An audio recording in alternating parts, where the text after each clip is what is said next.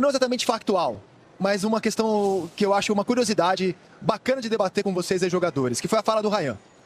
O Ryan, no alto da sua autenticidade, foi perguntado por um colega da imprensa japonesa quem que ele conhecia do nosso adversário, quem que ele destacava. E o Ryan respondeu assim na entrevista de ontem. Dá uma olhada. Rapaz.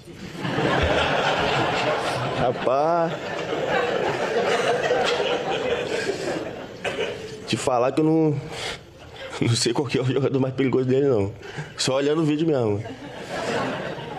Mas eu sei que é uma equipe muito qualificada, um time muito forte. A gente sabe que vai trabalhar durante a semana para nosso melhor e sair com a vitória.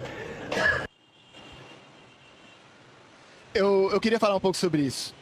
Primeiro, assim, eu vejo zero problema e muita autenticidade. Talvez isso chegue no vestiário do Japão. Olha lá, os caras não conhecem vocês, eles acham que são os maiores, não sabem citar um jogador da seleção brasileira. Mas é a verdade, o Ryan não conhece. E eu prefiro ver um cara assim, autêntico, dizendo o que pensa, do que um cara que é preparado para dar entrevista e aí vai responder assim, ó.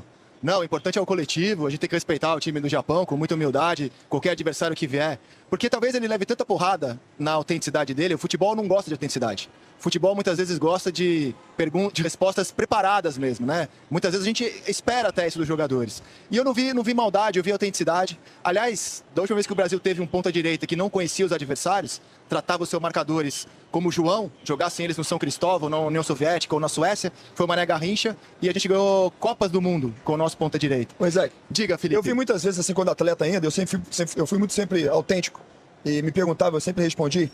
E muitas vezes perguntava, eu respondia e falava assim, mas por quê? E quando a gente falava, respondia aquelas perguntas, as respostas automáticas, reclamavam. Eu não vejo soberba da parte dele.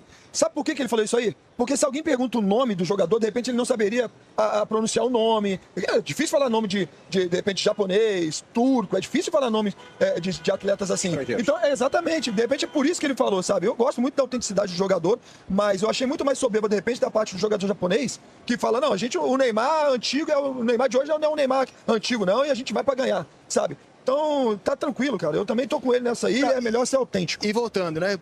Convivo ao longo da minha vida com muitos atletas e ex-atletas, trabalho com vários deles. Afirmo aqui, se vocês quiserem me rebater, fiquem à vontade.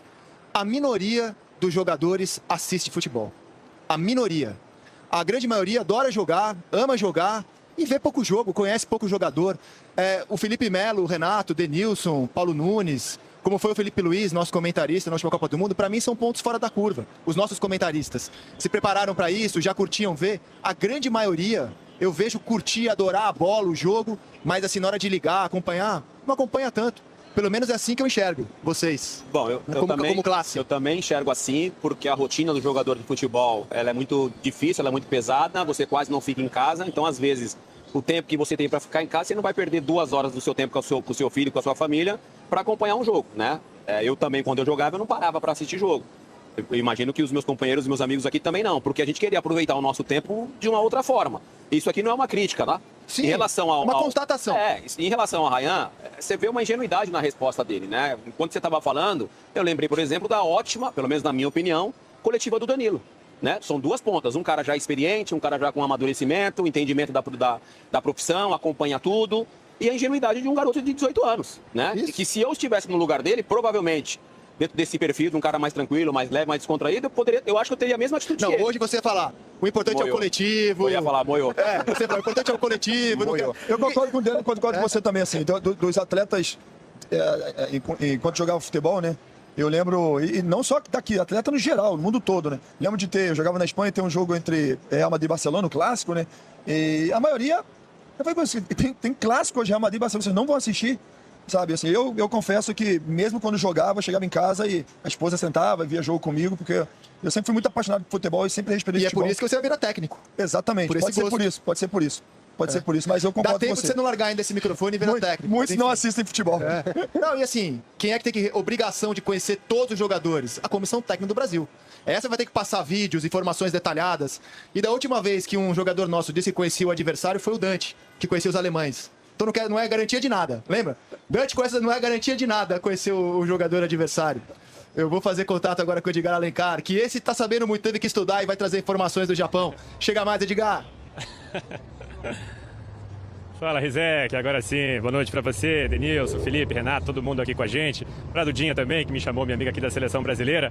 Meus amigos, vou entrar aí também nesse papo daqui a pouquinho com declarações da seleção japonesa sobre o Brasil.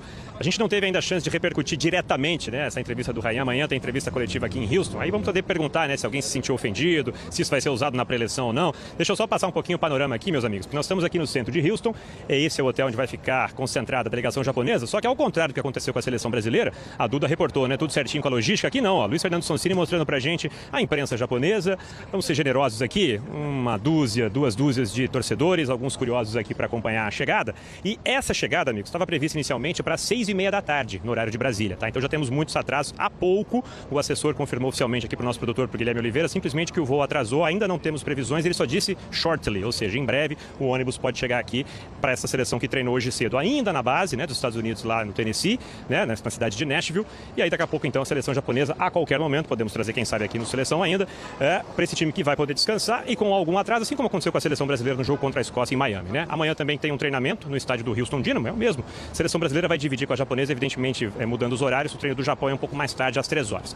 Retomando aqui, então esse é o cenário, a gente está aqui esperando a seleção japonesa com atrasos, pelo que a gente ouviu dos colegas que estão aqui sentados também esperando, questões climáticas que atrasaram a logística japonesa. O que eu vi aqui desde que o jogo foi confirmado Japão e Brasil? Vou destacar aqui para você, Rizek, amigos, a declaração do atacante do Ueda. O Ueda falou o seguinte, tá na memória do japonês, evidentemente, essa vitória por 3-2 no amistoso em outubro.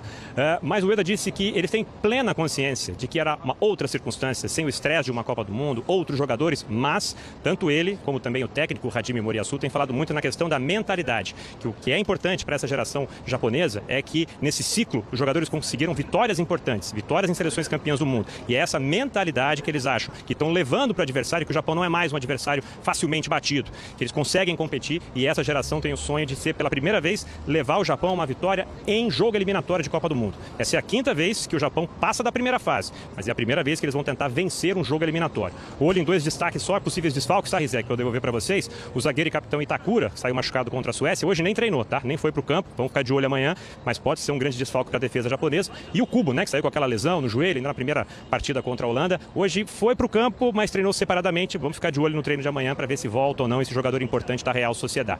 Mas o que podemos trazer nesse momento aqui é a espera dos japoneses e esses componentes aí do que os japoneses falam com muito respeito, mas mentalidade não ganha jogo, não empurra a bola pro gol, mas eles acreditam que agora tem mais ferramentas para, quem sabe, desafiar o Brasil e vencer um jogo eliminatório de uma Copa do Mundo.